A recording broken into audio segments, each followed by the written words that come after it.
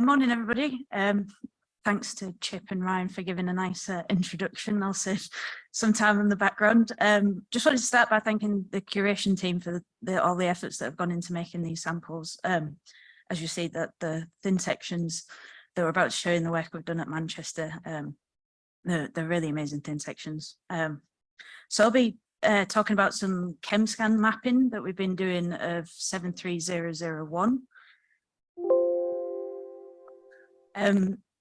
So I'm not going to go through too much of this background because we've already had most of it already, but the main point, I guess, for this talk is that 73001 is the bottom portion of the double drive tube. We've previously analysed 73002 as well, so probably ELS last year where we presented that. And as I said, this is a part of the ANGSA initiative and what we've been doing at Manchester. So the aims of our study really were to conduct non-destructive analysis of these samples using QEMSCAN, which is acronym for Quantitative Evaluation of Minerals by Scanning Electron Microscopy, which I won't be saying again, so I'll call it QEMSCAN, to create mineral phase maps of the thin sections. So just got an example here of what we did with 73002. And we wanted to use the processes in the QEMSCAN software to extract data such as modal mineralogy of the cores, and then additional things that we could extract as well, such as grain size, clast abundance, and also helped us search for potential exogenously-derived components, so the things that didn't originate on the moon, such as potential meteorite fragments as well.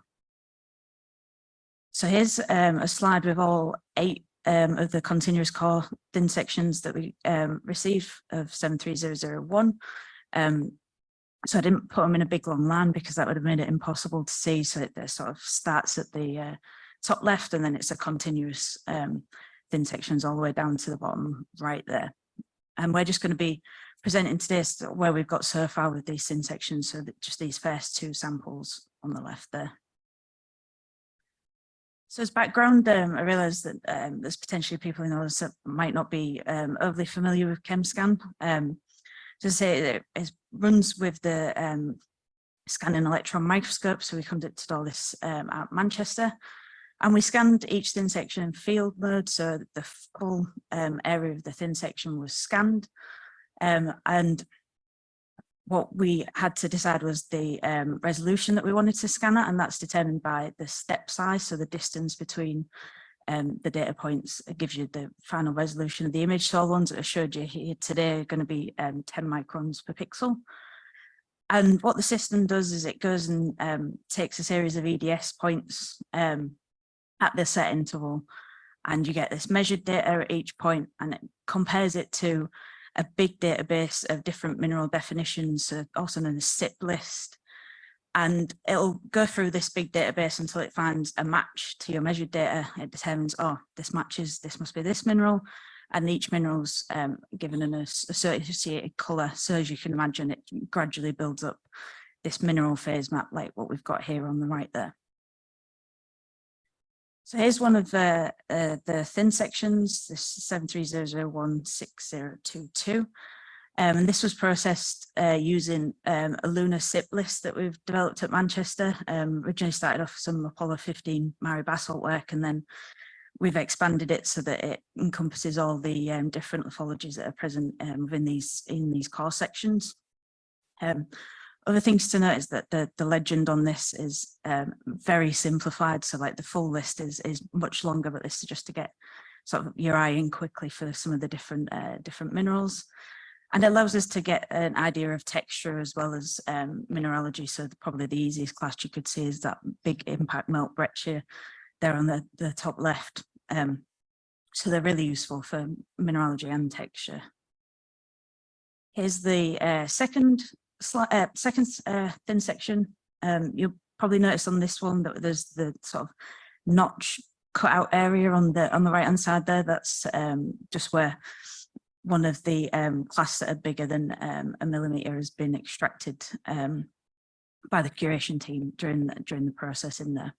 But again, this was all used with the same SIP list and processed in the same way as the other samples and as the 73002 samples as well. So in terms of modal mineralogy, I've just shown a plot here of area percent of sample of different, some of the major minerals in the sample to get a relative abundance. For reference, I've put 73002 there as well, so you can see that the 73001 samples are broadly similar to 73002.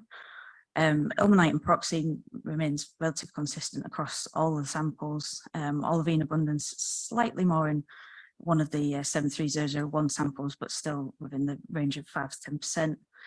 The proportion of glass in the first two of the 73001 samples is similar to the lower part of 73002.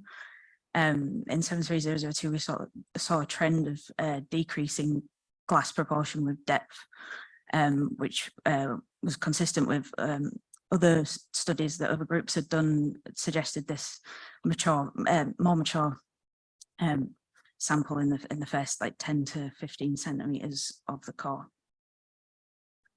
So in terms of where we're going with the work for 73001, I thought it would be easiest to explain using some of the data we collected from 73002. So we searched for exogenously derived components, and the way we did that was to produce a meteorite mineral list, which you see just in that bottom left-hand portion of the image there. And that allowed us to select a certain group of minerals that we suspected might have meteorite origin. Obviously, they also appear on the moon as well, but this helped us to sort of narrow down areas of interest that we might have wanted to go and look at later, and it was a really quick way of doing this.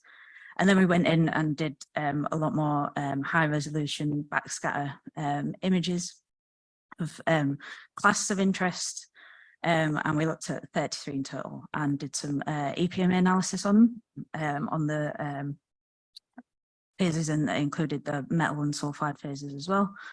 And unfortunately, we didn't identify any exogenously derived components in 73002, but still keeping fingers crossed that we might get lucky and find one in 73001. And so another step that we took with 73002 that we'll repeat for these samples is using some of the processes in the QEMSCAN software to pick out properties such as grain size, class type, and class abundance. So the graph in the middle there is just showing the variation of some of the major minerals within each thin section. So the previous slide was just showing it for the thin section as a whole, but we can extract pixel data. Thank you. We can extract pixel data from the samples so that we can go in and have a look at a much finer scale resolution of how some of these mineral proportions are varying within each thin section. And then from that, we can also have a look at some of the particle sizes. So we developed sort of a wet process that allowed us to separate some of the particles and class within the samples, measure the sizes. And we can also from that then look at things like trying to bin the class into different class types. So we've made some good progress on that. And again, we can once we've binned into different class types, we can also see how that varies with depth on the finer scale as well. So in summary, hopefully we've shown just a brief overview of how useful QEMSCAN is for looking at some of these Apollo 17 ANGSA samples in a non-destructive method. And we've shown that the software can be used to really quickly and easily extract mineral phase portions. And future work that we're going to do on these 73001 samples, looking at some of the class types and potential exogenously derived components. Thank you very much.